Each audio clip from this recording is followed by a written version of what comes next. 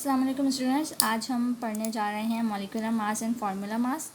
तो मैं सबसे पहले आपको इनकी डेफिनेशंस बता देती हूँ कि ये होते क्या हैं, फिर उसके बाद हम कुछ मासेस कैलकुलेट करेंगे और मैं इनके डिफरेंसेस भी बताऊँगी कि मॉलिक्यूलर मास और फार्मूला मास किस तरह डिफरेंट हैं। सो बेसिकली किसी भी मॉलिक्यूल में जो एटम्स प्रेजेंट होते हैं उन एटम्स के एटॉमिक मासेस भी होते हैं। उन एटॉमिक मासेस का जो सम कहलाता है वो कहलाता है मॉलिक्यूलर मास। आप कुछ एग्जाम्पल्स देख लेते हैं। H2O की एग्जाम्पल ले लेते हैं। H2O वाटर है। हाइड्रोजन का मास क्या होता है, वो होता है 1 होता है। और जो जितने भी नंबर ऑफ़ एटम्स प्रेजेंट होते हैं, जो कि हाइड्रोजन में 2 एटम्स प्रेजेंट है, तो हम उससे मल्टीप्लाई करवा देते हैं। सो 1 multiply by 2 plus N oxygen का एटॉमिक मास 16 है, तो हम इसको कैलकुलेशन करेंगे तो हमारे पास आ जाएगा 18। सो जो हाइड्रोजन का मॉलिक्यूलर मास आया वो आया है 18। अब हम फाइंड करेंगे ग्लूकोज का मॉलिक्यूलर मास।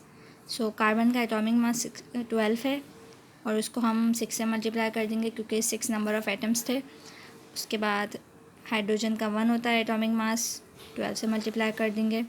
और ऑक्सीजन का 16 होता है और 6 से मल्टीप्लाई कर देंगे।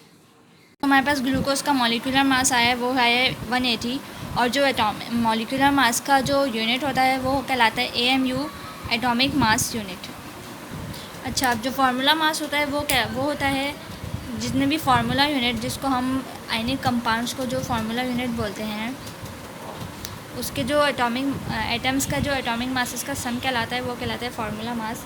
जैसे कि आयनिक कंपाउंड्स के एग्जांपल में सोडियम क्लोराइड आता है, मैग्नीशियम ऑक्साइड आता है, तो हम इनके फार्मूला मास कैलकुलेट करते हैं। अब यहाँ पे हमने सोडियम क्लोराइड का फार्मूला मास कैलकुलेट किया। सोडियम का एटॉमिक मास 23 होता है और जो क्लोरीन का एटॉमिक मास होता है वो 35.5 होता है। इन दोनों को ऐड किया तो हमारे पास 58.5 AMU आया। अब हम मैग्नीशियम हाइड्रोक्साइड का फार्मूला मास कैलकुलेट करेंगे। मैग्नीशियम का एटॉमिक मास 24 होता है प्लस ऑक्सीजन का होता है 16। और यहाँ पे 2 ऑक्सीजन मॉलिक्यूल्स हैं तो फिर हम ऑक्सीजन एटम्स हैं तो हम मल्टीप्लाई बाई 2 कर देंगे। प्लस हाइड्रोजन के भी 2 हैं तो 1 मल्टीप्लाई बाई 2 कर देंगे और फिर हम इसको कैलकुलेट कर लेंगे तो हमारे पास आंसर आएगा। सो जो हमारे पास आंसर आया वो आया है 58 एटॉमिक मास यूनिट। सो हम अब डिफरेंस बता देती हूँ मैं मॉलिक्यूलर मास और फार्मूला मास का, कि जो मॉलिक्यूलर मास है वो हम मॉलिक्यूल्स का फाइंड करते हैं और जो फार्मूला मास है वो आयनिक कंपाउंड्स का फाइंड करते हैं, जैसे कि मैंने आपको पहले भी बताया। अब हम कुछ कंपाउंड्स का मॉलिक्यूलर या फार्मूला मास कैलकुलेट कर लेते हैं। जैसे कि हमारे पास है पोटेशियम क्लोरेट। पोटेशियम का एटॉमिक मास होता है, पोटेशियम का एटॉमिक मास 39 होता है और क्लोरीन का एटॉमिक मास 35.5 होता है।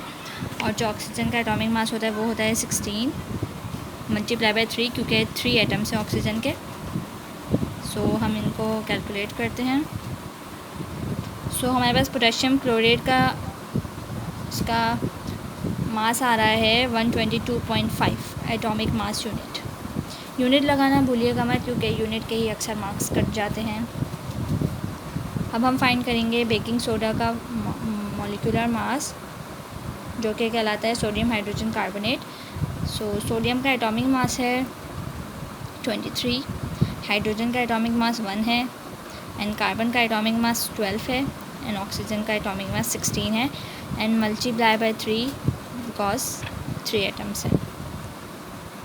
सो हमारे पास सोडियम हाइड्रोजन कार्बोनेट या बेकिंग सोडा का मास आया है 84 एटॉमिक मास यूनिट। अब हम फार्मूला मास कैलकुलेट करेंगे एल्युमिनियम ऑक्साइड का।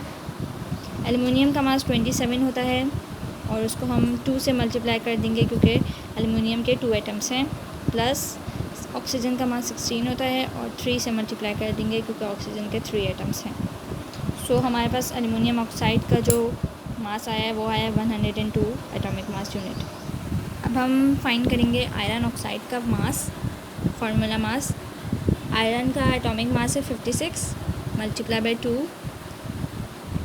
ब्रैकेट्स लगा देंगे प्लस ऑक्सीजन का 16 होता है मल्टीप्लाई बाई 3 112 प्लस 48। सो हमारे पास आयरन ऑक्साइड का फार्मूला मास आ रहा है 160 AMU।